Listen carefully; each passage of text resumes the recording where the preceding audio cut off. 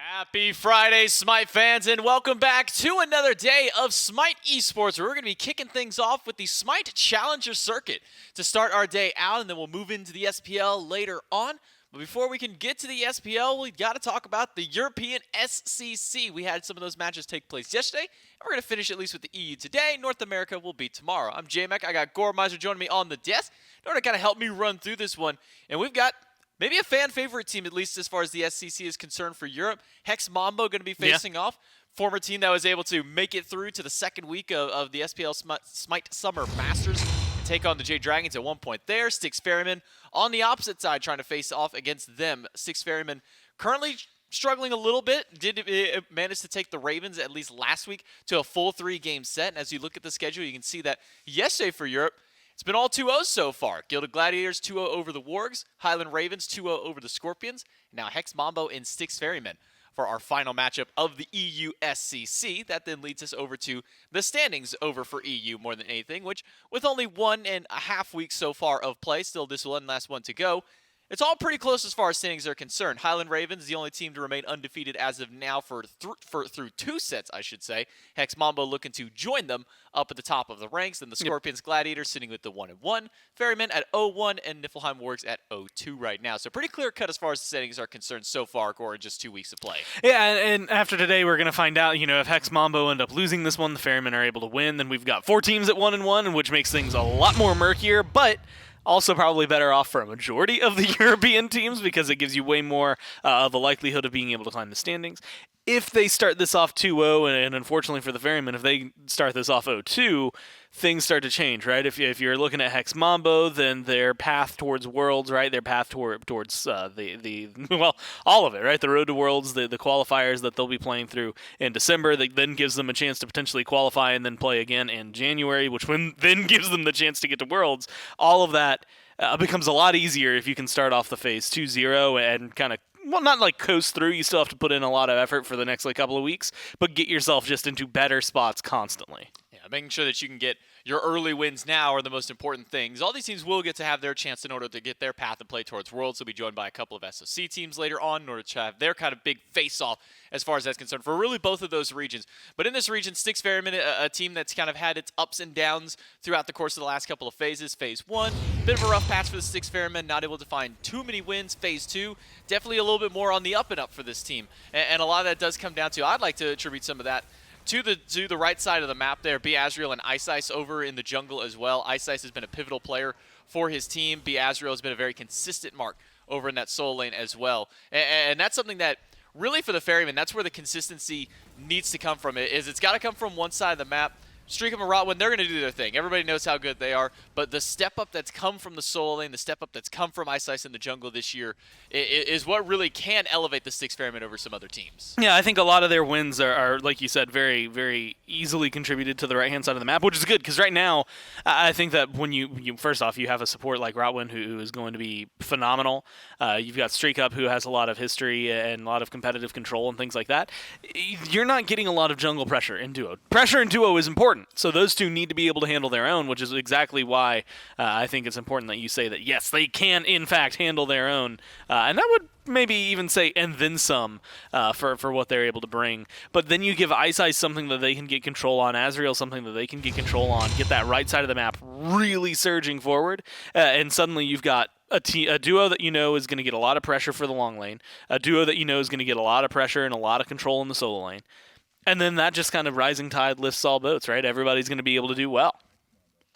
And it's going to be a tough one for them to go up against. Hex Mambo, the number 1 seed from Phase 2 of the SCC for Europe, a team that was able to, one of the only teams so far this year that has been able to not only find a game win, but a set win up against an SPL team. Talking about against Dragons being able to knock out the Solar Scarabs earlier on in Phase 2. And that was with Johnny, jungler on ping, and Trix Tank not there. Instead, it was actually Rotwin, the support for Styx Ferrymen, who was subbing in for Trix Tank at that time.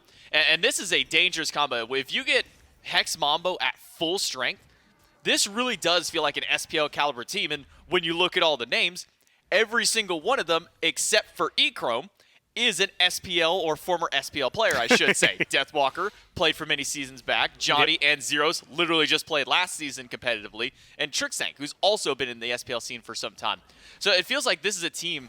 And whenever we kind of talk about, the potential upsets, the underdog stories, can an SCC team make it to Worlds? Can an SCC team beat an SPL team at Worlds if they make it?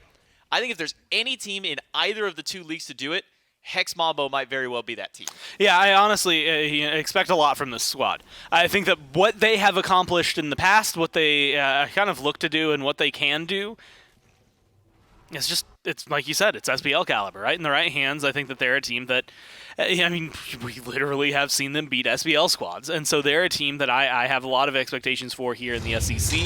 To the point where, like every dropped game to them is like almost a mark against them, right? And in a moment where otherwise that's not something that you even factor in because of how consistent they are. It's something that I think in every single team in Europe, the Ferrymen included, this is the team to beat. If you beat Hex Mambo, you are doing something right? Because this is a team that is difficult to take down in one game, let alone trying to find a set against them. So I think that that's actually a really, really big deal. And so we'll have to see if they can do it. Well, the good news is we can delay no further and jump right into the picks and bans for game number 1 between Hex Mambo and Styx Ferrymen and see what kind of new meta developments come through, at least for Hex Mambo. We've been seeing a lot of Hades kind of on the rise for the solo lane. We know that Deathwalker was playing that one kind of before it was super popular during kind of like the Baron Hades meta that we saw a few months prior. That was kind of where Deathwalker was already playing that god. Now that he is meta, who knows if we'll continue to see him out there, if he'll even make it through the banning phase at the very least. One god that will not make it through and is only a consistency as far as Europe is concerned. Heimdall gets banned away. No need for us to go into any further discussion there, but I think maybe the one that does warrant a little discussion is Freya, because Freya doesn't feel like she's kind of a top of the meta hunter right now, so I'm curious to see as to why she's being banned in the top 3. Yeah, she's been really popular. Like she was even popular in Europe yesterday, right? Like what we got to see out of her, and like she does well enough. It's one of those weird things where it's like necessarily on her own, I don't know that she's worth as much as like a Yamoja ban that could have been there, right? But if you're Hex Mambo, then you are looking at what kind of control are they bringing, right? What do I expect to see out of Streak Up? What kind of things will their duo lane more than likely try to play? And what do we not want to deal with? And it's like, well, if they're going to ban our Heimdall, we're going to ban their Freya. And then we're still going to have a lot of openings for ourselves. They get the Kepri over the Yamoja, which honestly, I think that one's kind of a 50-50 coin toss. Both of them have a lot of merits. Both of them have a lot of boons that they bring to the team. And so it really does sometimes come down to just personal preference as to which one you want to play. It does kind of come down to how it goes. And it feels like, at least for Hex Mambo, normally a very aggressive support in Trickstank, likes to play things that can get right up in your face consistently. Kepri definitely feels like he can fit that bill for Trickstank there. Cupid and Amaterasu going to be the next picks up for Hex Mambo. Amaterasu going to be going over to Deathwalker. He's got to face off against Beazriel's tier. And it was funny, we actually had an interview with Deathwalker at one point, and it was talking about Beazriel, if I'm not mistaken. And he was saying how he kind of feared the tier that Beazriel and some of the other solo laners could have out there so much that they were going to ban it. Now we've also seen what Deathwalker's tier can do. So getting to see how someone who gave us the masterclass performance on it just a few months ago now go up against another person who's been boasted to have a pretty masterful tier. Should be a fun match in the solo lane. And there's one thing I'll always say, because like, look, there's been some okay North American tiers, but Europe, like tier in Europe, I don't know what it is, but they go hand in hand, right? It's just European players play tier better, and that's honestly a blanket statement that I'm actually very okay making, because I think that over history, that's just kind of been consistently true. Like, I'm trying to think of the people who I have seen win the most and play the best on it. And when the only North American player that can come to my mind is literally Lasses, and that was like before so many changes that happened to tier. Yeah, that was jungle. That's how long it's been. It doesn't even count in reality. Like, that's fake tier. I keep trying to think of even other, like, solo laners who were playing tier, like, back then versus now. And, like, Variety comes to mind. EU. Dimmy comes to mind. EU. Who else did I have immediately? There was somebody, Ducky. EU as well. It really is something about EU players in tier. They just love this god, and they perform really well on them. But outside of the tier, Ratatoskr, Yamoja, Merlin, and Rom round out the composition for the Styx Ferrymen. After the Cupid and Amma, it's Hunbats and Zeus picked up. Now, Zeus we saw at the SPL level didn't do so hot. No. Whether that was because it was Scream, who's not traditionally a mid laner, was playing it, whether it was the composition he played. We'll have to see if Zeros can at least maybe bring this Zeus into some good light here. Game number 1 between Hex Mambo and Styx Ferrymen, ready to go for you guys as we jump right into our first game of the day for our SMITE Esports Friday. They all kicks off and our first of the final sets of the EU SCC for week number 2. Remember, these guys have 5 total weeks of play. They'll play against everybody in their region. Then later on down the road, they'll be joined by the upper 2 SOC teams in order to have their attempted chances to qualify into another qualifier that will then go to Worlds for that point. So the better your standings now, the better chances you have later down the road. But at that same regard, I mean, all the teams that got, quote-unquote, had to go to the relegation phase for SCC, at least from what I can tell, none of them really got relegated down to SOC because we're seeing pretty much all the same names in really both of the regions. So the lower seeded teams, even though you always have that worry, oh, what if some SOC team comes out? Seems so far that at least our top 6 teams of both regions are maintaining their spots. Yeah, and honestly, I think that it's a good sign for them, right? Because, especially when we watch these guys week in, week out, and going into this phase, hadn't seen them for months at a time, so it's kind of like, okay, well, what are we going to be expecting out of you? Every single one of them improved, I think, dramatically throughout phase 2, and then I think that is applicable still, right? In the time off, they still improved, in the time off, they still looked good, and now we're in a better position to kind of guess where they're at, especially against each other. And if you're improving and you're getting practice against, and I'm going to use them as an example here, but teams like Hex Mambo, and if you're able to take a game off of them, like I said, like that's a huge accomplishment in most regards. And so when you're getting practice against a squad like that and kind of learning a lot more about just the competitive nature of SMITE, what it is to split the farm the way that SBL players do, et cetera, you're going to get better at the game, right? Like, you're just going to have that exposure. So I think, again, it's another case of the rising tide raises all ships, right? You come in, you play at LAN, you get better at LAN, learn a lot, go back to your region or just into the SCC, apply everything you learned. Other teams start applying that. They get better. And then that trickles down eventually into, like, SOC and stuff when they play against the SCC teams. And part of that's why we also, sometimes we may hold some teams in a little bit higher regard than others, but when we hold teams that have current, former as it may have even been former as in 6 months ago or 2 years ago for SPL players on there, that's why they're kind of held to maybe a little bit higher of a standard for their players and for their teams there because those guys know how to do it. I mean, Johnny and Zeros were playing just in Season 8, so we know that these guys have that SPL caliber. We know that they know how to play against some of the SPL teams. You throw names like Deathwalker and Trickstank, they've also gotten to play against SPL players. Now, this was years back. It's been some time since we've seen those guys back in the scene.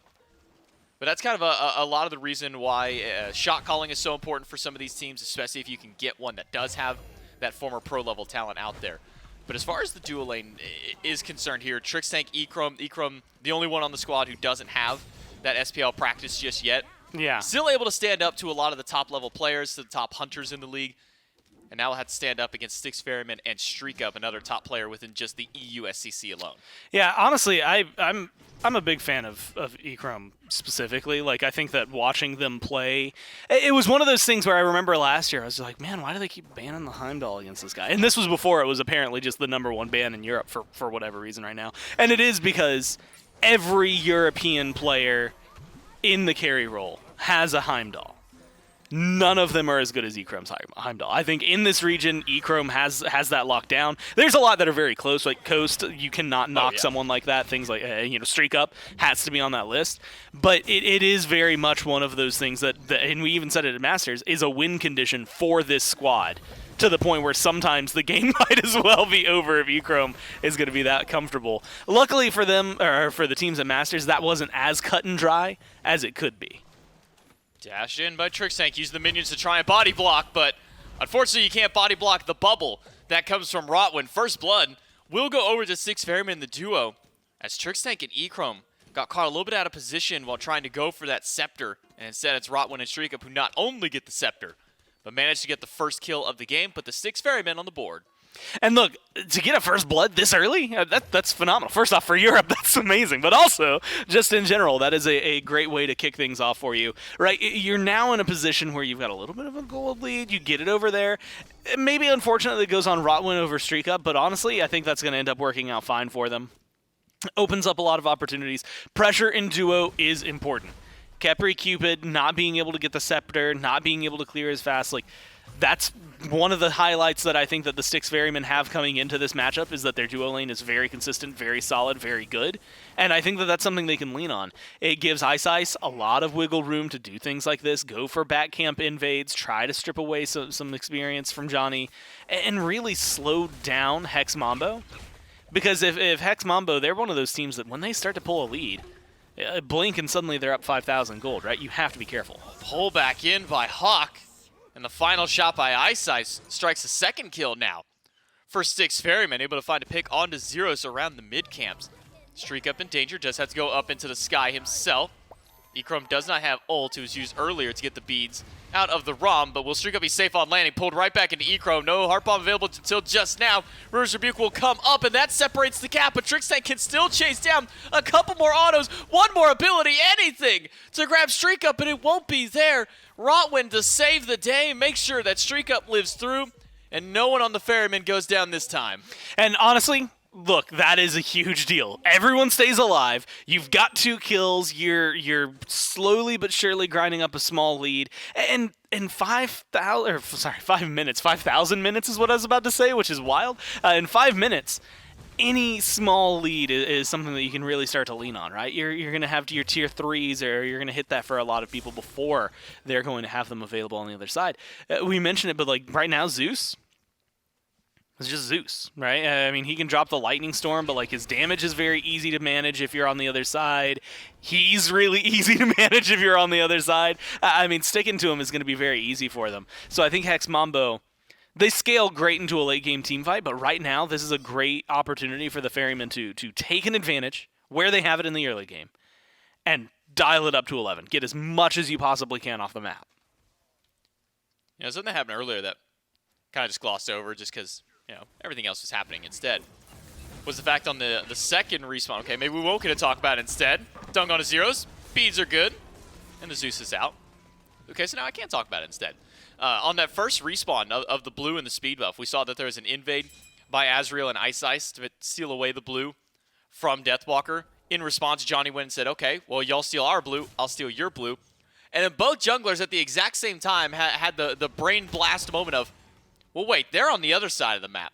What if I just steal their speed buff? And so it was a double blue, double speed invade by the junglers to take them away from each other, so they got each other's experience in that regard. And then also a couple of Harpy camps in there. Just a little fun thing that happened earlier on that I didn't get a chance to really mention.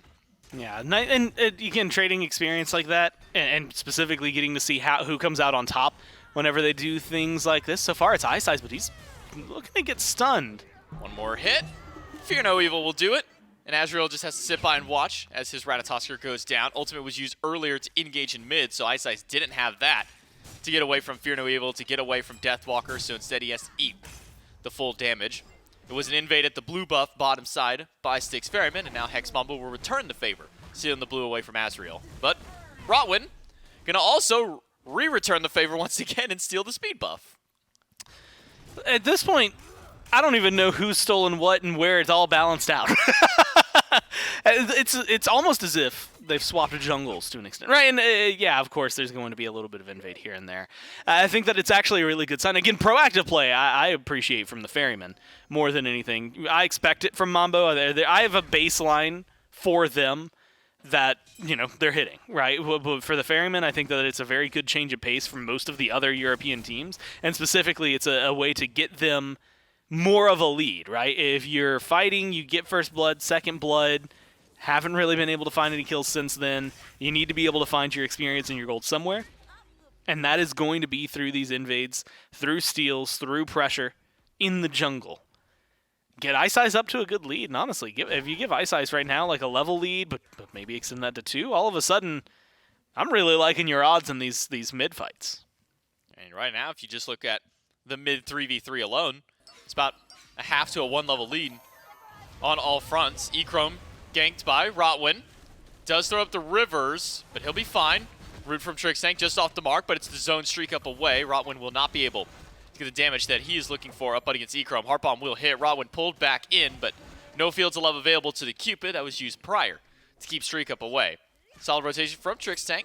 Doesn't have to use the Scarab's Blessing to save the Hunter, just his presence alone and a shell make sure that the Cupid gets to see another day.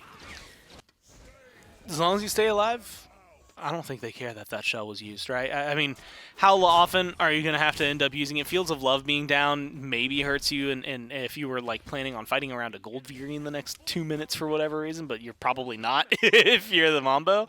So you lose your shell, but you keep Scarab's Blessing. Echrome still has beads. Like, everything about that engagement feels like it's still beneficial for them. And a lot of the pressure that the Ferrymen had in duo kind of disappeared when the Emoja started leaving, right? And it's not necessarily on Rotwin. That's just going to be the nature of it. But now that we're starting to see Scepter going over towards the Mambo and having that little bit of extra push, things like that, it's going to help him out in mid. I think that duo itself, it's kind of a coin toss, right? I think that you're going to go more than likely ult for ult almost every single time.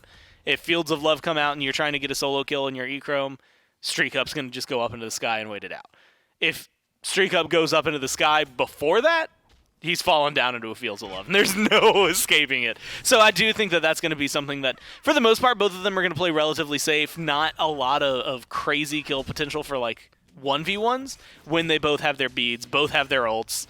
You need almost some external force of intermission to make sure it happens kind of in their favor, whether it's moments like this where maybe you just get the exact amount of damage you need, or if you have some external intervention, your support's coming back or your jungler's hanging out just to make sure something can happen. Yeah, I mean, just kind of panning over there at that moment, it's another case of what you called for. You know, Cupid drops the Fields of Love, yep. Rom goes to the sky, now the Rom is in the sky. Get some shots for the funsies. Gets a couple of damage shots out there, but Echrome with the hearts is able to heal a lot of that up, as opposed to Streak Up, who will have to lifesteal naturally only with the Death's Toll there, so Sustain, at least in the early, will go in favor of the Cupid just by nature of having access to those hearts early on. Rotwin sticking by.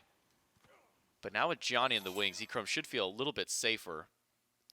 And now that Rotwin knows that Johnny is there, as he steps over that ward, realizes that maybe it's a good idea that he didn't stick around to try and put any further pressure over on that Cupid. But as we start pushing in past the 10-minute mark, 2 kills up for Styx Ferrymen, 1 for Hex Mambo. Only about a 1.4k gold lead. It rose up very quickly. You can see a very harsh spike down for Styx Ferrymen earlier on, but with that 1 kill that Hex Mambo was able to get earlier on, it's kind of stagnated the lead. Yeah, it's honestly something that Hex Mambo do incredibly well, and this is another half of that, is play very aggressively, but it's just, hey, you're going to get ahead of us, but like, are you really going to be ahead of us, right? Their team just scales better into the late game. Deathwalker and or Johnny could be in danger. Never mind, Johnny's got jump, avoids the Riptide. And so the Cosmos has now been used by Ice and will be on cooldown for a little while longer. But you're right to say the aggressive plays by Deathwalker, using his ultimate to try and steal a blue buff, is not something that you would typically call for something like an Amaterasu. Sometimes you might think of like maybe a King Arthur is going to jump in there and use it, or somebody with maybe a lower cooldown or less kind of impactful kind of ultimate. When you're thinking of dazzling offensive, like, I'm not thinking of stealing a buff with that. I may be thinking of trying to secure my own while also stopping a fight from happening, but the fact that Deathwalker is so willing to use that ultimate offensively that far up, that just goes to the confidence that he has on this god. Well, and I really like plays like that as well, because like otherwise as an Amaterasu, especially in the laning phase, like, what are you using your ult? Like, you're just gonna go for some silly stuns onto a tier? Like, no, you like use it aggressively around the buff. I think it's just good damage, easy confirm, right? If they step up into it, then you're gonna get a massive stun. If they don't, then you just get the buff. It's a win-win scenario for Deathwalker. And that's part of the reason I love watching this team play so much. I think between Deathwalker, between Johnny, Zeros with eclectic god picks, they've all really got something going for them. And like you said, a lot of prior SPL experience that really opens up the conversation.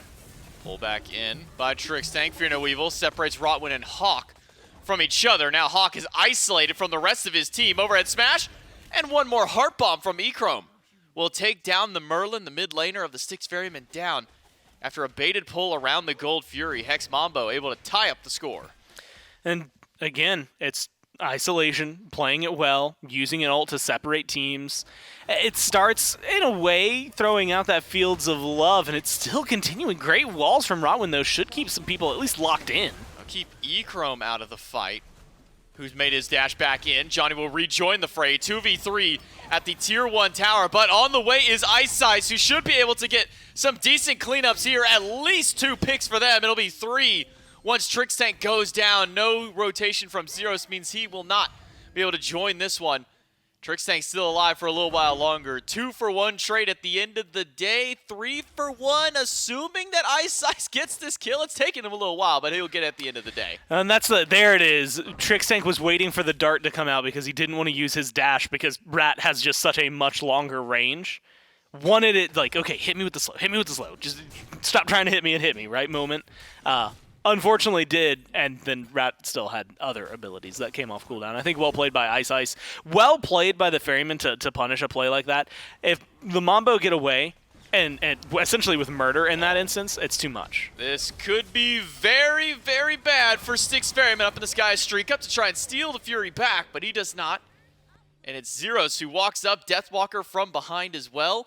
Manages to find a pick and a Gold Fury steal. Hex Mambo, who have been down the entirety of the game, nearly 15 minutes in, and finally found their first lead and their first real punch back. And look, what a punch it is, right? You just lost 3 people to being absolute menaces over on the left-hand side. Like, there was no real reason to try diving that Tier 1 other than they thought they could get away with it, and I'm glad they got punished for it because it's a good little vibe check. Unfortunately, everything since then has gone overwhelmingly in their favor, right? A good little zone to make sure the Ferryman can't stay on the Gold Fury, but the Ferryman did a majority of the work already. You've got a Merlin, so the burn was there. So Mambo just walk up and kill it and take it. Like you said, snipes that try to come in and steal it, and some of my favorite kind of steals are ROM snipe steals, but doesn't happen there. Plus they get the Pyromancer. I mean, it doesn't even matter if you're going to find a lot of aggression in terms of kill pressure or anything like that. You've got a gold lead, and you've got the 2 big objectives that really matter for the next, 5 minutes. Hex Mambo not only get that Gold Fury, they grab that Pyromancer for themselves, so they extend the gold for the first time in their favor by about 1,500 or so to that tune. Yeah. Now Trixtank can play up aggressively on this Khepri. Hasn't had a chance to go back to base and pick up his second relic yet after hitting level 12. I'm curious as to where it will be and how long it'll be before we see that Phantom Shell upgraded. Trixtank on one of the widest gods in the game, having trouble getting around that Riptide. Does manage to get past, no problem, no harm, no foul to him. But in a game that we had yesterday, in fact, it was the game that Dave and I were on just last night. It was game number 1. There was a Yamoja on the team on one team. There was only a Ratatosker who could get out with an ultimate on the other side from River. Not a single Phantom Shell picked up. Yeah. All it took was one actual team fight where they were grouped up with the Yamoja, and it was pretty much curtain call by that point. So I don't imagine that Trixtank is going to hold out for too long before picking up that relic, maxing it out for his team once we start getting to these fights. I'm really excited to watch how the entire kind of landscape of these fights breaks out, like specifically into 5-on-5s, right? I think that Azrael, period, can change so much as a tier. But you've got knockups, follow-up from Ice, you've got really good burn coming down from Hawk. I think great team fight from the Ferrymen, but Fear No Evil, Zeus ult, Khepri res, right? Like, you've got 3 things just in the middle, the core for the Mambo that feels great. That's not including your Fields of Love. That's not including the fact that Deathwalker has a great initiation tool and the Dazzling Offensive. So I prefer, I think, the Mambos overall, but we've seen what a tier can do. Perfect timing in terms of lockdown and control. And I think that really does change the capabilities of the Ferrymen. I was thinking there was going to be a kill and my brain stalled, waiting for the auto to come through. There should have been. There was one auto that went, but it hit into the Aegis, unfortunately. So E-Chrome just slight mistiming, slightly too far, and maybe by streak of good use of the slows that come from the enhanced autos with that first ability that we're able to keep E-Chrome just far enough back from being able to close in and actually grab that kill. Azrael will push the blue buff, but somehow at the end of the day, the guy who's being hard CC'd by the tier is the one who ends up taking the blue buff away. So Deathwalker, another successful invade for the Amaterasu. We'll make sure he can clear out the wave, clear out the buff, and have a level and a half lead up over Azrael. I mean, there's been slight rotations from Deathwalker earlier on, 2 kills that happened towards his name. And it seems that those 2 kills have just been enough. Because as you mentioned earlier, Azrael has been kind of sneaking his way across the jungle as we saw him bullying Johnny over by the tier 2 just earlier on. It's not often you get to say bullying Johnny. I think, when you're playing Hunbats, I'm not expecting a crazy amount of early game pressure from you. This is where things can really start to shift. Level 15, you've got good damage plus E-Chrome's in a good spot. You got to be careful here. You might need to be careful if your Rotwin shell comes through, dunked down by Ice Ice and an Aegis by E-Chrome. Now with Trix Tank here and the res available, will not be a continued effort by Styx Ferrymen. Instead, they're going to back away despite having the man advantage, the health advantage. Goes over to Hex Mambo. Nearly full HP Deathwalker strolled his way over to that side of the map. And now with Azrael here, all 5 of Styx Ferrymen towards the left side of the map, and not a single pick to be had just yet. Honestly, I didn't expect to see Deathwalker show up. I think that was one moment where, with Hawk rotating in, specifically Zero's not, probably not going to result in kills for Hex Mambo, but definitely stunting out the Ferryman. Now, there's a lot of aggression on the Trix Tank, and look, it's good damage from Azrael, don't get me wrong. You're not going to solo kill him, not when he's got 2 teammates nearby. So I like, again, where the play is at for the Mambo, and mainly that it's staying safe, except for E-Chrome right now. E-Chrome, no relics, pulled back by Riptide, snipes, third one doesn't hit, Bubble does, but Ice Ice, who put himself out of position, has to use the dart to get back out to a better position for himself. Styx Ferrymen, 5 kills up over 4, but the gold advantage is definitely in Hex Mambo's favor.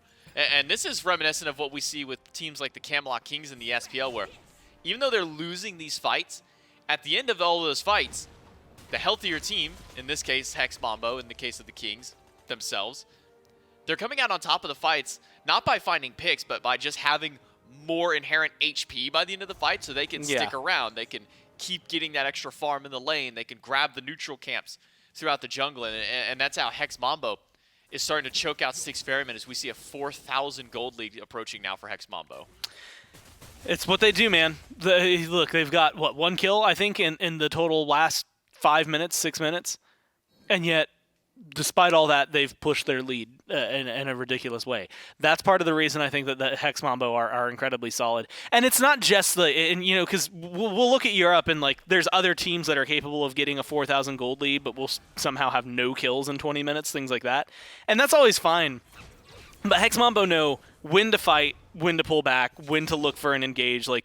The fights that they're going to choose are because they want something out of it, right? They're not just going to fight for nothing like sometimes we see in North America, and they're not just going to not fight like we see sometimes by other teams in Europe. They're going to pick their engagements around the objectives and try to do something impressive. Chance to steal for Trix Tank if he can find it. Does not get the steal. And doesn't seem they're going to get any of the kills either. Good poke by Zeros, but Yamoja with Riptides galore can make sure that the team has an easy outing. So Fury goes to Styx Ferrymen, which will at least kind of punch them back into this game a little bit, gives them some extra hope and some extra kind of faith back to be able to fight Hex Mambo. But Hex Mambo immediately will go to the Pyromancer. This one goes just as quickly as it came back off of respawn. Azrael stands by and watches as it goes down. And Hex Mambo continue to answer back on the map.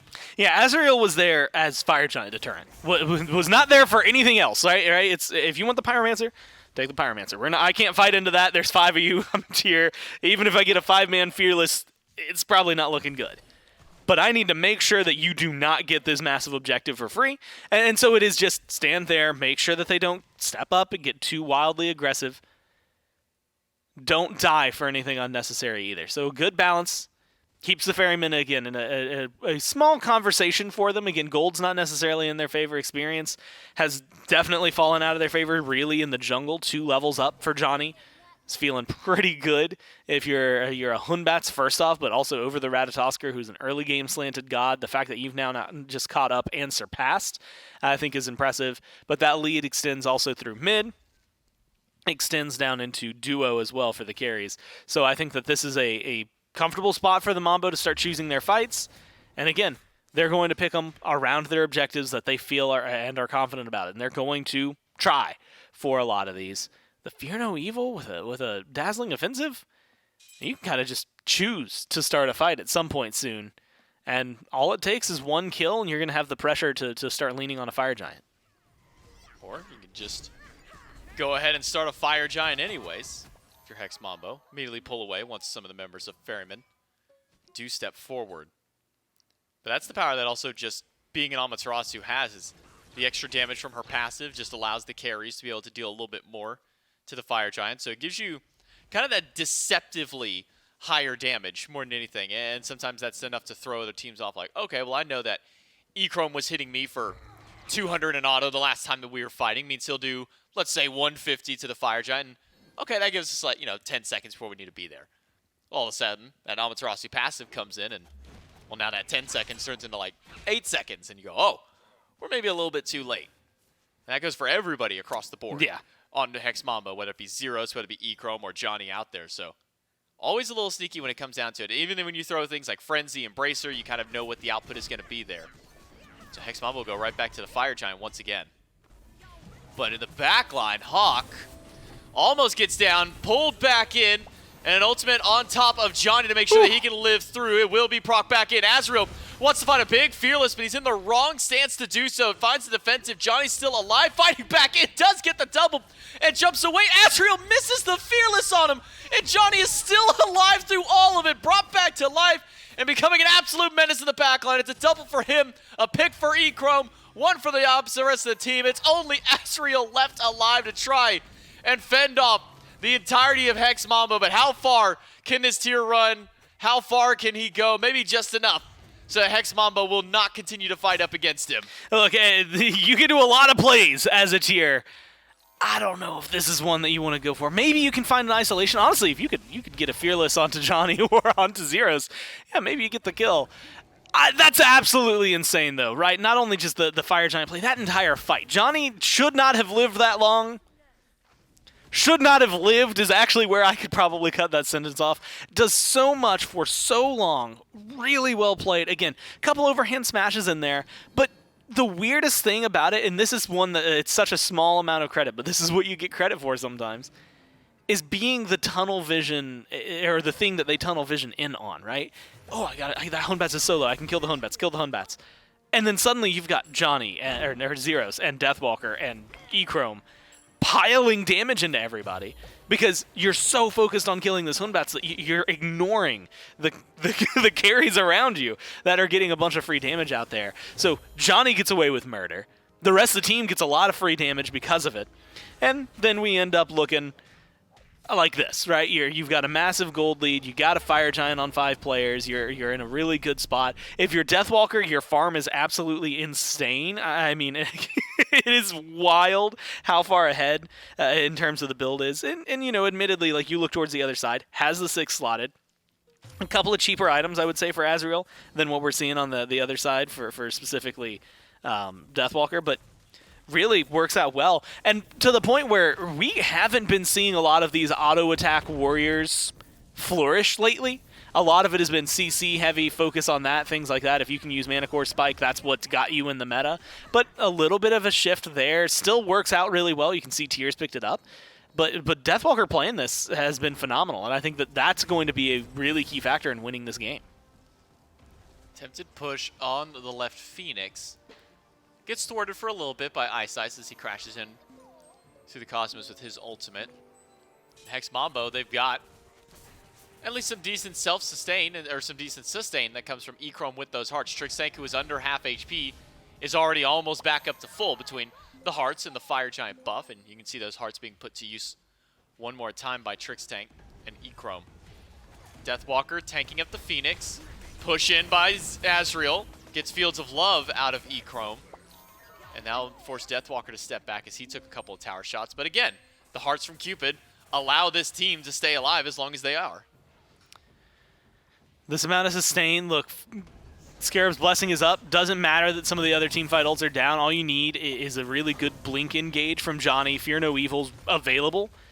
it's going to scatter the Ferrymen to the wind. It will at least get them the Phoenix. Azrael finds the push on a Tricks tank. That might get the Scare's Blessing. No, he doesn't have a chance to use it because he dashed right through. Johnny, overhead smash, not enough damage. Azrael chasing him down, misses the Fearless, misses the Power Cleave after Azrael steps too far forward, seeing red in his eyes for the kill, but unfortunately he's only going to be seeing the grayscale screen from here on. Look, I don't know what it is. Stop trying to kill Johnny. I don't know what else to tell you. You absolutely need to shut him down, but if you keep going for him, for some reason, it ends up just turning around on you. Speaking of turning around on him, now you've only got 2 carries here. Ratatoskr with a good engage. This could really tear up the Mambo. E-Chrome uses both of his relics Oh to my turn God. back to ice damage. It's just too much. Johnny's Hey, back. Johnny is back in the fight, fighting Streak Up and Rotwin. Zeros gets the pick onto Hawk. Streak Up can't find the last autos, has to Aegis the overhead smash, and once again, Zeros shows right back up. It's a double kill for the Zeus, maybe a triple. Johnny will jump in, overhead smash, will finish the job. It's a deicide, but the Phoenix will take one with them. No way. Are they? And I mean, they've got the time. Yeah, I think they can end. Game. Azrael's back in 5. Almost here. Minion wave not there. A little bit of extra Do they damage have is it? needed. 1 second till Azrael back up. Titan, quarter HP. Azrael blinks in. Fields of Love. That will do it. Hex Mambo. Despite the low health bars on a Wow. couple of the carries, despite the fact that the mid laner dies at the tail end, Hex Mambo. Find game number 1. Honestly, I could watch that last, 3 minutes over and over again. That was just...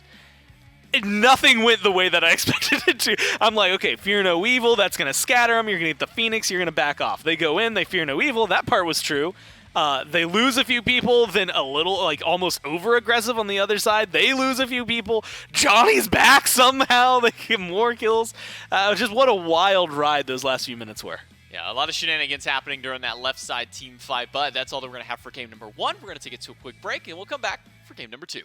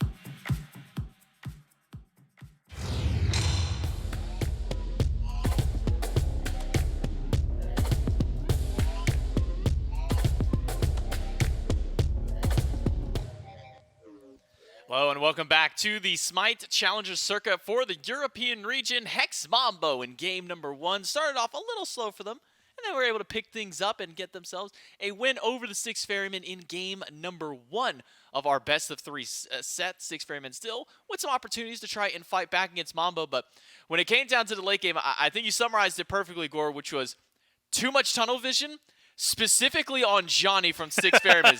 I don't know what it was. I don't know what Johnny said to them in the pregame lobby or what he said to them on social media at any point, but Styx Ferrymen were upset with Johnny, and they kept ignoring the rest of the team during these team fights, and inevitably ends up leading to their downfall. Yeah, for some reason, Johnny was able to, twice, right, is getting focused down, specifically by Azrael, right? Azrael, in one big team fight right before the Fire Giant, tries to get a Fearless over there, unfortunately misses that one. Johnny stays alive in that way too long, and then you end up in an awkward position. They get Fire Giant. Then it happens again around the left side Phoenix. And I think that there's a lot of good pressure from them. And you'll see it here in the first few minutes. But really, what kind of stood out to me is walking up, taking objectives away, and kind of stripping that from the Ferrymen. And then just good team fight, right? Good late-game team fight. That's what this comp was built around. That's what this comp does incredibly well. And this was one of those moments. So they do technically kill Johnny here. Right. But then they continue trying to kill Johnny after that Scarab's Blessing proc comes through. And you just get a lot extra damage that otherwise would not have been there because of that. And then it happens again over here. Johnny ends up looping back into the fight after disengaging and healing.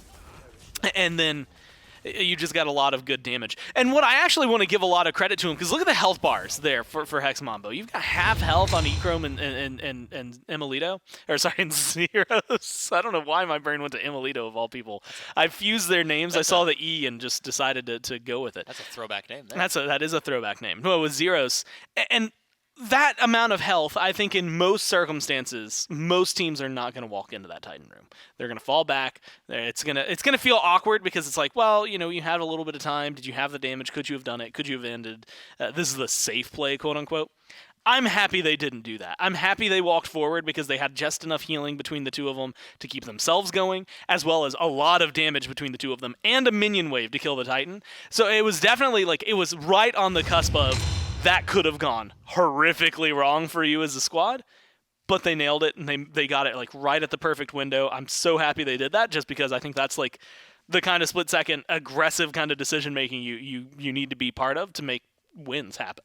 And that's not something that we often get to see of the European teams as well. We'd see North American teams we'll just go in there anyways, no problem there, but sometimes it doesn't work out. This time it did. Hex Mambo up 1-0 as we move into the picks and bans for game number 2 between the Mambo and the Ferrymen.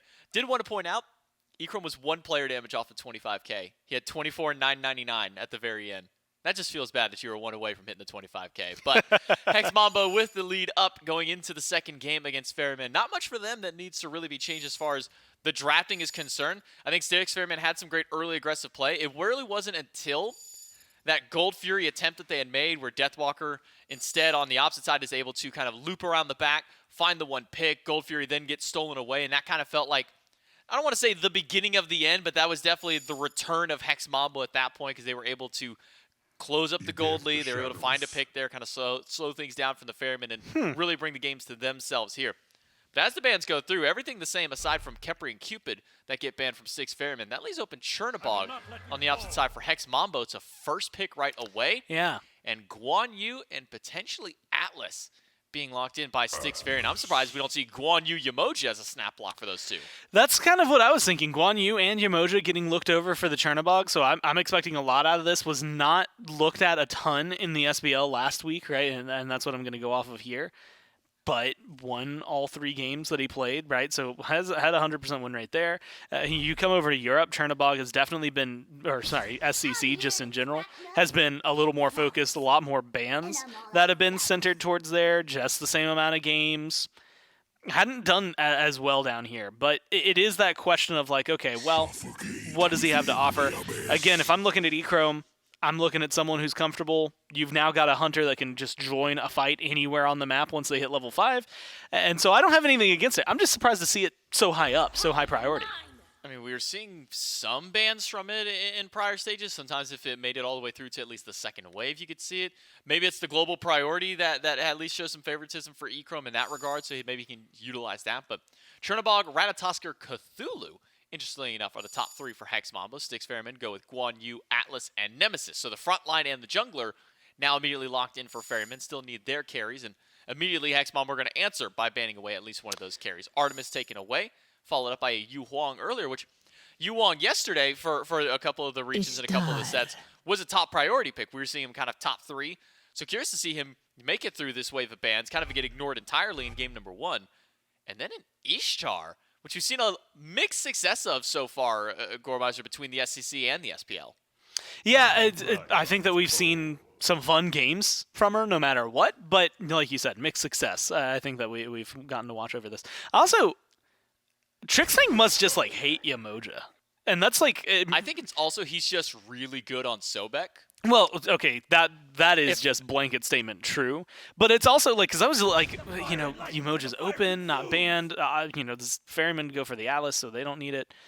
And I was like, well, the Ymir came through, and I'm like, all right, this has to be Ymir Yamoja. Ganesh? And I'm like, okay, well, yeah, Trixtank plays Ganesh a lot more than I've seen him play Yamoja. And that got me thinking, like, how often has he played? He's played 3 Yamoja games this year competitively. He does not play. They've won 2 of the 3. It's not like it's a bad god for them. I guess he just prefers other styles. Kronos with the Sobek, Agni with the Ishtar, Styx Ferrymen, and Hex Mambo. Game number 2 of the best of 3 set. Ready to kick off and jump right in. Now you can double check me on Trixtank. I know it's not technically not his most winning god, because there's probably some in there that have 100% for like a couple of games played. But I think for the amount of games that Trixtank has played this Sobek, it is one of, if not his highest win rate god, in like 83, I think was the last time I checked. Yeah, it was very high up. With like 70-something games played. And it was a phrase that I coined with Trelly whenever he was here and we were looking that stat up, is when Trixtank's on the croc, invest in the stock. Because this guy does a lot of winning on this god. So, and it's not only a lot of winning, like you said, so it's closer to 84, but it's 83.8, right? Wow. So rounds up. Second most played god he has, right, behind Fafnir, about 10 games. This will make it 9. But absolutely insane win rate. And to the point where, like, in his top 10, the only other one that has, like, that many or near that many games is the Kepri that we just saw, which is a 75% win rate. Turns out there's Trixtank is good. He just does a lot of winning. I remember looking at a stat page, and like the only gods that were at 50% or lower were like when he played like Scylla or Hell for some kind of invitational or all-star event. Besides that, like Rom, everything else that he has played is just winning. I think it's safe to say that Trixtank is just good at Smite. Well, and you know what? If you want to force Trixtank into an awkward position, here are the 2 that you need to get him on, because they're the only other Guardians that he's got an under 50% win rate. All right. You got to get him on the Xingqian, which has a 43. Okay. And you got to get him on Kuzenbo, which has a 25. So I don't know what it is. Actually, what's even weirder is that those feel like they'd be really good Trixtank gods, so I have to imagine that those have only come out against just some very, very solid teams. Dash in the left side. Not going to find a kill for Streak Up on the Ishtar onto Echrome. Also aggression in the mid in the 2v2, which we forgot to mention the fact that Kronos gets picked up. We've been seeing a lot of Kronos go to the duo lane, but it is Zeros. Zeros does like this pick more than anything. So we'll go over towards him instead for the mid lane. Not the greatest early game for a Kronos, and you can see why. Easy to dive, easy to kill. Maybe Johnny can get a turnaround of his own, and he does manage to do so. The dart right after makes it a 1-for-1 trade in mid. I mean, look, feels good. You still get first blood if you're Ice Ice, right? Like that's not something to be upset about, although Johnny getting a return kill definitely hurts you, I think, a little bit there. The Kronos, and this is another one.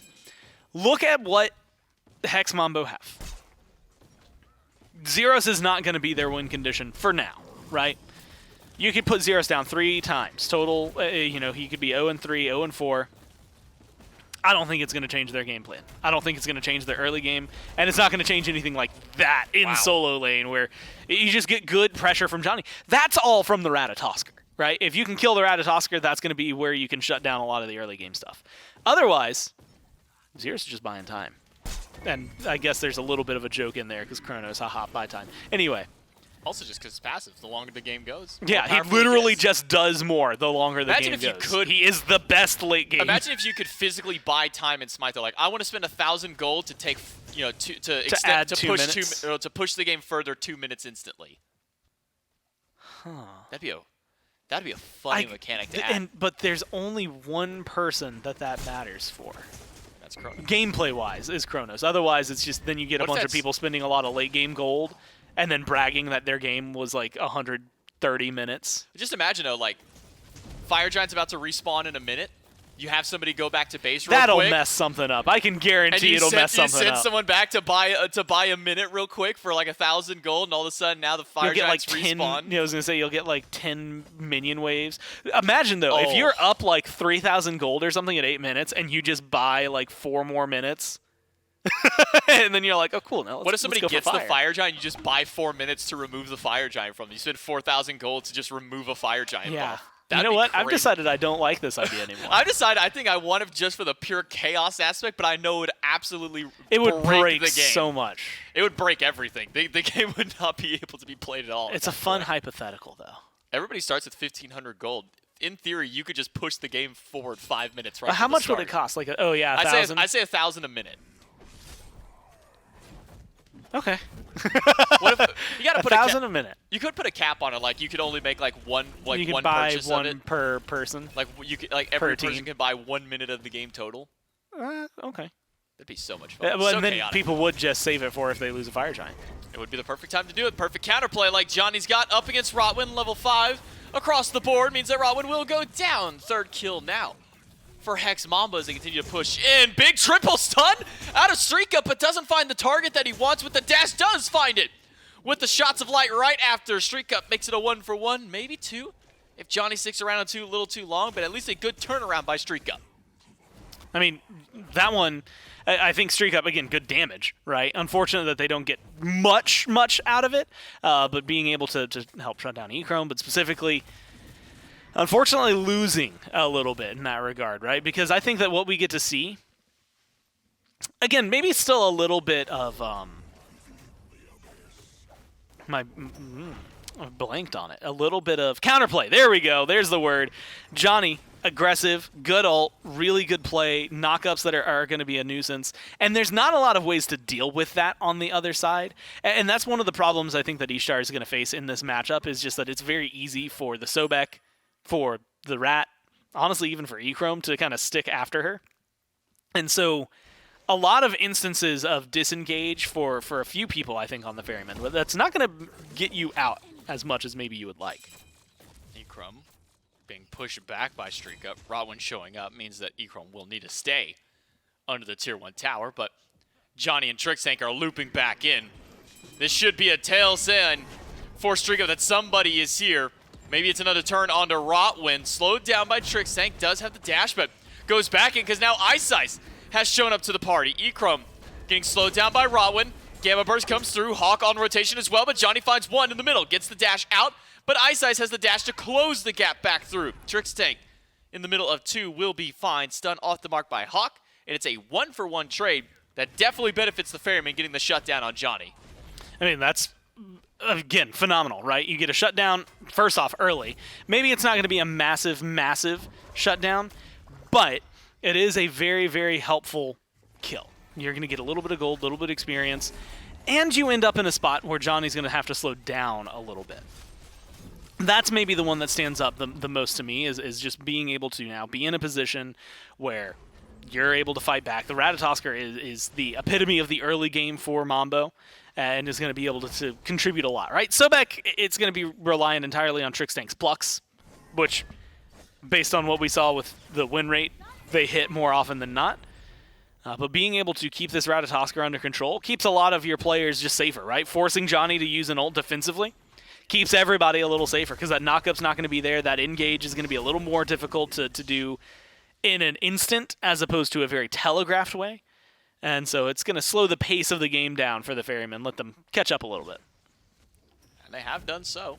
Only about 100 gold between the two teams 7 minutes in, despite a first blood and some extra damage, some extra kills. I mean, 7 already in 7 minutes is Kind of unheard of for the European region. Normally we're looking at 7 kills in like 24 minutes or something like that. Sometimes we're like, if we even get to the 7, maybe they can make it number 8. Not enough damage to really take down Trixank the Croc. Pretty tanky, especially with a Gauntlet of Thieves already online, still being stacked up. But at least for hi-rez, getting help in getting that shutdown kill or being able to get the shutdown onto Johnny has netted him a small experience lead over Johnny for the time being. Level 9 versus the level 8 for the Nemesis. And hi-rez has kind of been that early game pivot for this team. Once Styx Ferrymen can get themselves through the early game, if they have a successful early game, more often than not, it's off the back of hi-rez. Yeah, I think that if hi-rez not only, like you said, can get off to a good start, it's going to be solid for them, but really as part of the win condition for this team in general, right? It is not just early games, it's late games. It's hi-rez's performance, period, that can usually kind of ride or die with the Ferrymen. Ultimate in. Double ult by Streak Up. Zeros gets the rewind, full HP. Uh-oh. And right back to the back line now. But how much more can Zeros get? He is on the run as fast as he can. That accelerate, making sure to give him a huge boost of movement speed to get away from Styx Ferrymen. Dicey situation for Hex Mambo, but thanks to some help from Trixank and a quick rewind from Zeros, no one on Hex Mambo will fall for this fight. Yeah, and honestly, that showcased kind of the issues with rewind in a way. It takes a long time to channel that ability. Really, really worthwhile if you can get it off, but it is a long time. Zeros is so lucky that there wasn't a little bit extra damage, otherwise that would have been a kill. And that's the problem with late game Chronos, right? Late game, you've got absolutely insane damage, great attack speed, good sustain, usually decent survivability just because you're in the back line and most of the time you kill someone before they can do anything towards you. Downside, if you do get caught out, you don't have a lot, like you can just run fast. That's all you got going for you. And then on top of that, the next step up for you is rewind. Rewind lasts a long time to try and channel it and get it fully off. And therefore, if you can get it, super rewarding, your Chronos, all those other things that I just highlighted late game matter. Most of the time you just die, right? A lot of people usually, and even the Guardian kits, like by the late game, have that damage on some ability to get that last little hit that is necessary to make sure that you aren't able to fully channel it. Because you're still taking damage. If you pop it when you're at 30% HP, then they know, okay, cool, damage dump on the sphere, right? Get that guy, and it's going to be something. So I do have a little worries, I think, for some late game moments there involving Zeros. Not a lot of them, because the rest of the team seems to be in a good spot. Collapse under Rotwin, who has to drop the beam down. Doesn't get a whole lot of damage in return. Johnny up on the tree. Where will he dunk? Right back on top of Rotwin. But there's not enough follow-up damage. Just a little too far away. Zeros does get the rewind. So he'll get a lot of his HP back that he had lost from the bomb stuns, the bomb onslaught that Hawk had dropped on his dome. But with some of the lower HP bars, with everybody on Styx Ferrymen kind of being pushed away, that gives Johnny the opportunity to steal away a couple of camps, make his way over towards solo lane. A lot of that starts, though, with Trixank finding a fantastic pluck onto Rotwin, but Rotwin just a little too tanky. Yeah, I think that's going to be the case for the rest of the game. I don't know that there's going to be a point where it's going to be easy to kill Rotwin. I have to play carefully here. Oh no, a pluck under the tower. This might actually really hurt Hawk. Yeah, Hawk used his dash aggressively against Zeros and didn't realize that Trixank was waiting by him at the jungle, so that's an easy turnaround kill for Hex Mambo. The folly of Agni players is you want to use that dash, get in there, get that damage, get that burn, land those bombs, you get the kill. Problem is well, then you use your dash, and now there's a Sobek putting you back in the tower, and not a fun time to be an Agni then. No, it's never. Well, honestly, it's never a fun time to be an Agni when your dash is down, right? Like, once your dash is down, you're probably not going to be having a good time unless that was your disengage, and you're like super full health and feeling fine and loving life, things like that. Most of the time in this scenario, especially if it's used aggressively, you got to be double checking. There's way too much on the other side that is going to slow you, lock you down, stun you, etc. That dashing aggressively, even against a target that looks like they're on the retreat, could absolutely destroy you in the wrong circumstances. And there's an instance of the wrong circumstances. I don't think that's going to happen too often, but that is still true for Azrael, for hi-rez, for Hawk, hell, for Streak Up, right? If your dash doesn't get used properly, or even if you use it properly, There's a lot of chase down from Hex Mambo to make sure that you still are going to be engaged in the fight you were trying to escape. E-Chrome gets to the wall, gets back out. No kill from him, or to him, by Rotwinner streak up in that time. Johnny will walk over a ward, so Styx Ferrymen know that this Ratatosker is rotating at least between these two lanes. Johnny will walk back to the ward once again. Rotwin spots him out this time. Styx Ferrymen definitely want to find a pick onto somebody. They've been trying so hard. Hawk tried to get it against Zeros. Rotwin has been trying to get it consistently against E-Chrome. Have only found one pick on the two of them so far combined. And Hex Mambo back in another position where they're just going for this neutral farm. They're just biding their time. They're waiting for an opportunity. But fortunately, the opportunity came to Styx Ferrymen instead. Johnny eats a full bomb combo out of Hawk. Damage from Ice is good as well. Ultimate onto Zeros, gets the beads and the Aegis from the Chronos, gets the rewind as well, so no safety left. And fortunate for Zeros, he actually had a good spot to rewind back to. Ice under the tower, eats a couple of shots. One more bomb out of Hawk, a dash in by E-Chrome to the backline, but pulled back by Rotwin. No kill onto Ice this time around. Can Trixtank find a good pluck is the question he is aiming for. It does find Rotwin stunned by E-Chrome, or I should say stunned by Zeros, but not enough damage. Rotwin should make it out of this one alive. Yeah, that's going to be the problem with pulling the Atlas of all people, right? You're going to be tanky. He's got a good disengage. I don't fault Trixtank for that. Grab anybody you can, but that is the chain. If that's literally anyone else on that team, they're dead. Rotwin is the only one who can survive a pluck into stun into all of the damage dump that Hex Mambo have. So it really does put, I would say, the pressure on making sure that, well, look at those beads. You want to make sure that every single one of those is well-timed and well-used. But you also have to just be careful. Trixtank is someone that you got to keep in vision, and you got to make sure isn't going to make any crazy plays. Something like that, where the pluck is just off the mark, and instead of grabbing someone, he hits a minion. Beads gone by streak up. Ultimate will not do anything. Johnny actually does get stunned by the blades immediately afterwards, but quick pick for the Hex Mambo. They can get themselves set up around the Fury. 30 seconds until Streak Up is back and alive. Ice and Hawk rotating over. Running to Trixtank, not the ideal target to run to in the jungle, but with the pluck just off the mark, Trixtank will not be able to grab anybody there. But no Fury pull by Hex Mambo. I'm surprised they're not trying to go for the objective. Yeah, honestly, with the lead, I mean, killing Streak Up, the control they have over the game, the damage numbers they're able to output. I'm also surprised that they aren't going for it. I think that that's something they could deal with pretty easily. Maybe they don't want a 50-50 it. Maybe they want something a little more permanent off the map in terms of a tower. Plucked by Trix. Throws Ice away. Ultimate will prevent the gravity pull in by Rotwin.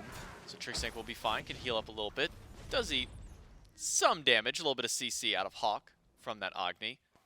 Otherwise, Trixtank should be just fine. 0-0-4 on the Croc so far. Hasn't fallen.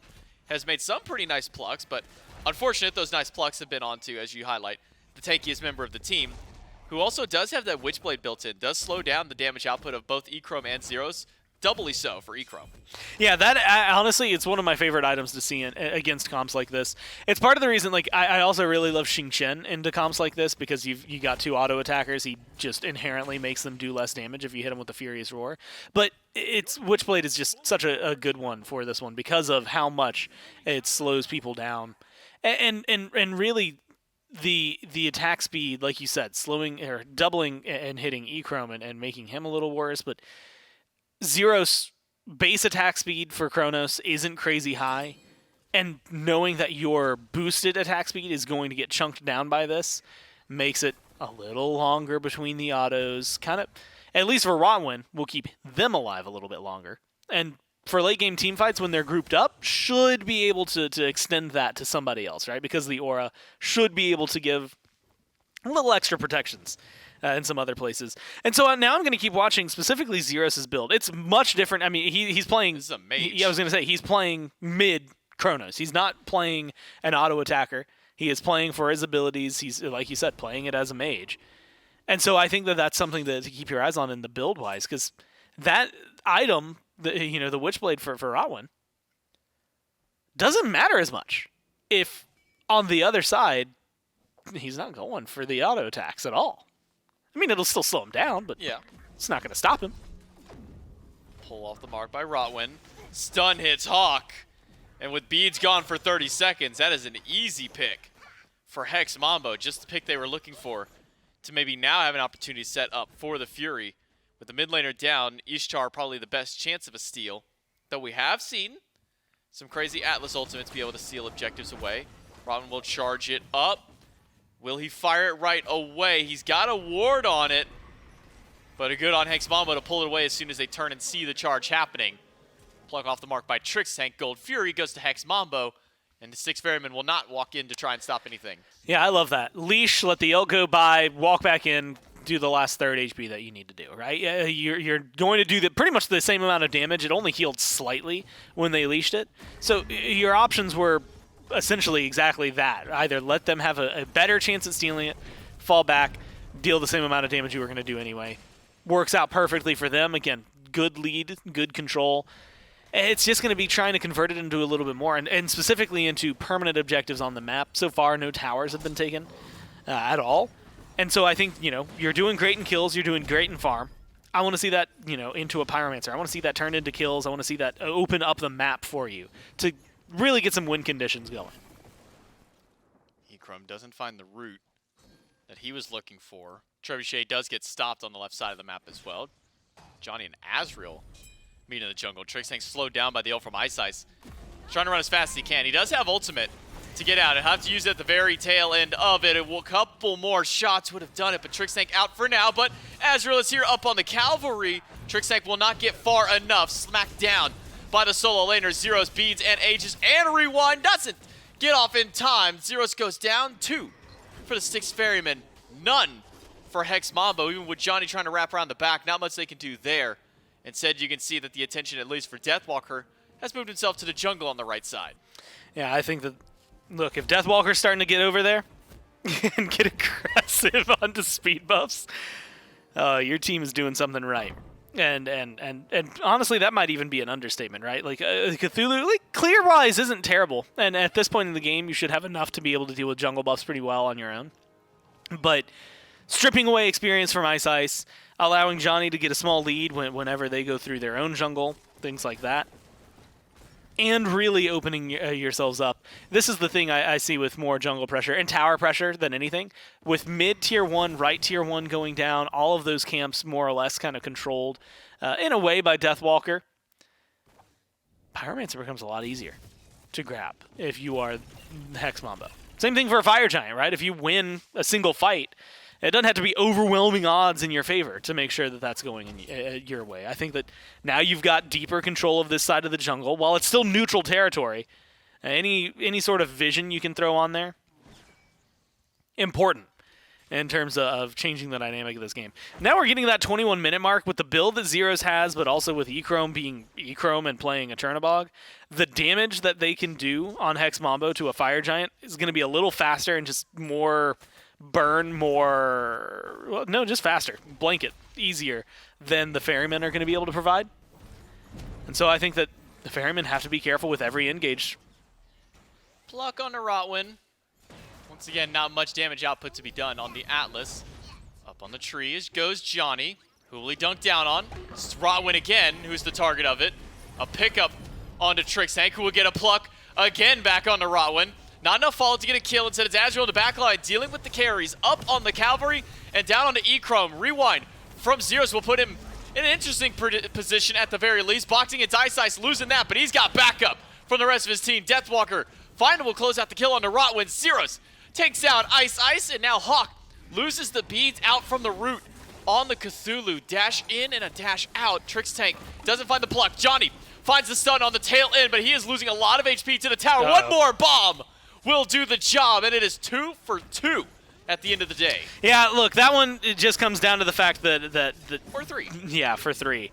With Zeros dying, your tanks were too low. The minute they got under that tier 2, you probably needed to drop that if you were Hex Mambo. That's the second time in 2 games where, admittedly, their success has hurt them, right? They've done so well and won a fight so handily that they actually lose the fight because they overextend in that, and that's what happens there. You dive the tier 2, Trix tank can't tank it. Deathwalker tanks it for a little bit, resets it. That ends up on, I believe it was on Johnny, or no, sorry, first it was on E-Chrome. E-Chrome does not have the health to deal with it, dies immediately. Then it hits Johnny. Johnny does not have the health to deal with it, dies because of it. Zeros, now he's the only one left around there because everybody else is starting to dip. He was just an easy pickup target towards the very end. I think that's definitely not kills that the Ferrymen should scoff at. They're happy to get them, and they're more than happy to get some shut down and turn things back in their favor. But it is definitely a Hex Mambo overstep more than it was like this sick turnaround play from the Ferrymen. And it was one of those moments. I don't know if there's another play that Hex Mambo are going to make there that's better. With those health bars they had, they might have had the burn for a Fire Giant. They might have been able to just beeline over there. But with 3 people then alive on the Ferrymen and your tanks being relatively low, it becomes kind of questionable in that regard. So I don't know that there was a better play for them as much as it was there was no other play. It's, you either stop and just don't do anything, or you keep going and see if you can push your limits. I think Azrael has been making some pretty big plays as well with this Guan Yu. Where will E-Chrome go? We'll be back with the team. Azrael immediately dismounts off the cavalry. Johnny now in danger. E-Chrome did crash back in. But talking about Azrael, I mean, him on this Guan Yu, between the heals he's provided to himself to keep within the fight, to the heals he's got to the team, and most importantly, these ults. I mean, he found 3 people and separated them perfectly, pushing them to complete opposite sides of the lane and in the lane in the last fight. He's made this Guan Yu look very powerful. Primal Fury started up, successfully finished by Styx Ferrymen. Trix tank on the run, stun good from Johnny. And now E-Chrome all by himself, doesn't have ult, does have beads. Aegis down for 10. Rotwin stunned out by Zeros. Damage is good. Johnny does find the follow-up auto after the hi-rez proc. Good enough to take down 1, but can they get more? Knockup is good. Johnny is good. Double kill for the Ratatosker, and Azrael up on the cavalry once again as soon as he dismounts. Will be knocked up by the Cthulhu, but that is an objective for 2 lives of the 6 Ferrymen. That's clean, right? Started up, you can beeline over. This is essentially the play I thought they were going to make last time. They got 2 kills. Is that going to be the opening for you?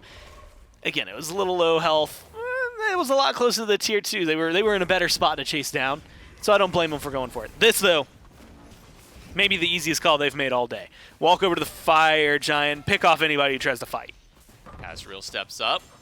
Azrael's losing a lot of HP. Big stun by Streak up on the East Char. We'll find some good CC, but Ice needs more than just some CC to help out. The dunk damage from Johnny is massive, and the Fire Giant never got fully leashed. That one is going down quickly. Johnny will be able to grab that one. Stay alive, all 5 of the Hex Mambo with Fire Giant around their waist. And at the end, I believe that was a 3-kill swing that went for Hex Mambo. Total. Not only, sure, Hex Mambo lose the Fury, but you got a much better prize than the Fire Giant. Yeah, getting the Fire Giant, like losing the Fury there is it's a speed bump more than anything, right? It is, okay, cool.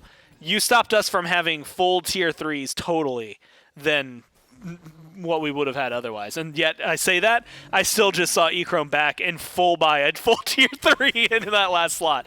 And so maybe he was holding on to a little bit for us. But also just well played. And again, yeah, it would be, what, a few hundred more gold. You're talking tier 3s instead of tier 2s picked up for Hex Mambo there if they get that. Which, admittedly, because of how SMITE works, that's a big deal. Tier 3s are way more worthwhile because of the passives. But it's also, again, it's just such a speed bump. The Ferrymen just find small little things to pull back in their favor. But now you've got to defend your towers, which honestly, at this time in the game, 27 minutes in, by the time a team with Fire Giant is going to start going for it, I don't know if I really like the play. Ice ults Deathwalker. What a knockup. Before Deathwalker transforms, so he gets a lot of that back with his transformation through. Another triple knockup by Deathwalker sets up for E-Chrome to find the first pick of the fight. Trix Tank finds a pluck in the backline and gets the beats because of it. Now Deathwalker, Trix Tank run forward. E-Chrome pumping out autos, but not finding enough damage. Tier 2 tower in mid goes down. Zeros is just split pushing. And with all of Hex Mambo here, split minus Zeros who's on the left side, they should be able to take 2 Phoenixes with this trade, and maybe an extra pick as Azrael steps too far forward. Johnny grabs 1, Hex Mambo take the left Phoenix, and slowly start wheeling down the middle. Yeah, look, not only are they going to be able to get that, they've got a minion wave. if they had one more kill, that's game. It's just getting that one more kill, right? That's always very difficult to do. Doesn't matter. Like you said, 2 tier 2s, and they got 2 Phoenixes, and they're going to get a 3rd tier 2. Like, a lot of money that's going to go into their pockets. If they have to back here, they still got 30 seconds without Azrael being alive, and they can definitely work with this window. I mean, there's not a lot of defense that the Ferrymen can make here. Maybe Ishtar could throw out their ult, but, like, it's such a far reach that it definitely does not feel like it's going to have any favorable trades for you, right? Getting too close to Hex Mambo in that kind of state would have just ended the game for you because you would have died, nothing you could do about it. Now you at least have the life to live, right? Azrael's going to be respawning. The only thing that is questionable about that all to me is where they choose that fight. It's not under their tier 2. It's not under a Phoenix. They go beyond their tier 2 trying to find a pick on Deathwalker, of all people, the Cthulhu, pre-ult with a dash. That feels like a weird engage from the Ferryman to me. And then Hex Mambo just play it the way that they need to, right? You've got, I mean, you've got 5 people chasing down one Cthulhu, and of course it's going to be too difficult to try and kill him. Hell, you're having trouble killing Zeros, and he's way squishier. Rewind is good. Beats and Aegis down by the Chronos. Deathwalker in the backline, up on the Cthulhu. Ice Ice low, Azrael low, Ice Ice down by Zeros, who finds the first pick of the fight. Trickstank grabs the second, and Johnny makes it a double kill of his own, and just like that, when everything seemed to be going well for Six Ferrymen, they fall apart in the final team fight. And game number 2, and the set can go to Hex Mambo. Now, here's what I'll say, because I'm going to harp on the one around the tier 2, because that fight would have been better under a Phoenix for them, right? Wait for Deathwalker to come up. He got like a 4 or 5 man knock up into another, like, just swell him out of control.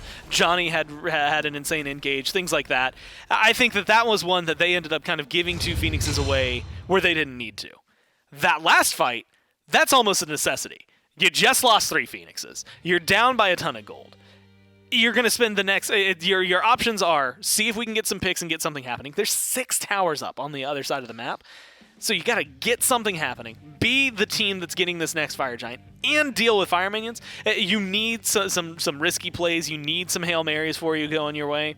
And so you've got to just jump on one when you can, right? And unfortunately for them, it goes awry instantly, right? I mean, they almost kill Zeros, and then Rewind happens, and then everything from that point was just downhill. They try to kill him. Rewind goes off. They're like, okay, well, he's still kind of close. We can still chase. Yeah. Beads and Aegis. Oh, well, that's not great. Okay, well, maybe we can still chase. He still had an alternate timeline, by the way, that still had a cooldown available to it. So even if they did get him, even if you kill me, you can't kill me. Even if you kill me, you tried killing me once. Shame on you. You tried killing me twice. Shame on you again. Shame on you again. Try killing me a 3rd time? I think you might want to reconsider who your target is in this case. Zeros gets to live through all of that, and then ends up being a 5-kill swing over for Hex Mambo. This is where it all kind of at least starts to stagnate at least a little bit for Six Ferrymen, able to find that pick onto Johnny, slow down the Ratatosker, as mentioned. It's kind of the early bridge, but unfortunately, as soon as it turned around for Six Ferrymen to keep it going, plays like this happen. Hawkfoot goes down, Zeros is able to stay alive through, and I think the survivability of Kronos is probably the most important thing for Zeros, because it's not easy to stay alive on this god, as you mentioned. Man. Ultimate takes forever to go to actually go through. Not the safest god, but Zeros makes it look really good. That one highlight in mid is such a small thing, but it's so massive in terms of, because I was going to talk about the fact that Hex Mambo, they play like a team that know each other really well, right? Like, that is a well-oiled machine that are all mechanically talented, that are all on the same page, all working together. And then I saw Zeros, without even hesitating, Trix gets a pluck. Zeros just throws out his 3. Guy's flying in the air, the 3 passes right as he lands. And, like, that timing, that amount of trust, and that amount of knowledge of where they're going to be, that's something that you only get with all of that experience. And it's just like, it seems like such a small play. They got a single kill out of it. It's not crazy. But that level of integration with each other is the reason Hex Mambo is just, by and large, over everybody in Europe, right? It is their competitive history, their mechanics, their talent as players, but how well they work together as a team. It's just all I mean, it's a treat to watch, right? I mean, that is one of those things that like you don't get to see often, mainly because who else is playing Sobek and Kronos together? But also when that does happen, it's like that is such a wild, again, just small interaction that gives away a lot, I think, behind the scenes to showcase what these teams are capable of. Yeah, I think it does just show how long that these players have been going with each other throughout this phase, even throughout seasons of past out there. So for Hex Mambo, they are able to find their win over Styx Ferrymen. They remain undefeated. As we take a look at the schedule, it's been nothing but 2-0s for the European squads this week. 2-0 for the Gladiators, 2-0 for the Ravens, and Hex Mambo will also stamp themselves a 2-0 on their ticket in week number 2. Now, as far as the standings goes from then, I believe that leaves us now with two teams that are at the top of the standings for 2-0s of their own. I believe it's Highland Ravens who were able to get theirs. Now Hex and Mambo. now Hex Mambo kind of joined that rank. Now, I think just teams at the bottom. because it was 2-0s purely for Hex Mambo, that does edge them just a little bit further. But also 2 0-2s at the bottom and the 2 2-1s in the middle. So even though it does show, obviously, the 1 through 6 in the standings there, you can't see that every little game matters. And that's the important thing is plus minus matters. With how few matches are being played, only 5 total throughout it, every single game win that you can find, even if you get in a losing set, can make a big difference between you being a third-place team and even down to potentially a fifth-place team later on. Like you said, like going down 1-2, losing a set, but I mean, like, duh, it's better than going down 0-2. But like at the end of this, like you have to imagine how many times like we've seen a 4th, 5th place split, specifically in SEC, where it's like, well, they had the better plus minus. Like they just like they lost slightly less than you, or they won a couple more games than you, and that's the thing that really kind of made a big differential. We see it in the SPL sometimes, where it's like, hey, you know, like especially looking at this phase, top 2 teams really matter going into the Phase 3 playoffs, because those two have a little bit of an easier path to try and make it towards Worlds. Like plus minus is going to matter there, right? So making sure that every set you come in, if you're, you know, like Hex Mambo, finding 2-0s, going undefeated, that's going to get you first place, no stops. But taking a game off of a team like that, it's going to change the standings below them. Well, that's going to do it for the EUSCC, but there's still plenty more SMITE esports to be had for the rest of the day and the rest of the weekend. Let's take a look at the schedule for the SMITE Pro League as we jump into the 3rd week of play now for the SPL here in phase number 3. Today's matchups, the Valkyries and the Warriors, the Leviathans and the Scarabs to start things out. Then Saturday, the Valkyries, Dragons, Titans, Kings. And Sunday, Bolts, Dragons, Scarabs, Warriors, and Leviathans, Kings to round out the day and to round out the weekend. Lots of great matchups this time around. We've seen the Valkyries find their upset win over the Bolts earlier on in the phase so far. We'll see if the Valkyries can find one up against the Warriors or the Dragons, 2 of the top teams in the league right now. We'll see if the Camelot Kings can maybe try and hold their spot near the top of the standings as well. I believe they're just 1 spot right behind the Jade Dragons because of their head-to-head matchup there. A lot of great matches to be had this week, though. Gordon. Yeah, I'm excited for all of them, right? I think every single SPL match, specifically this week, there's going to be something that we can glean from each one of them, and very similar to when we're talking about the SEC, but double round robin this time around, so they do get to play everybody twice.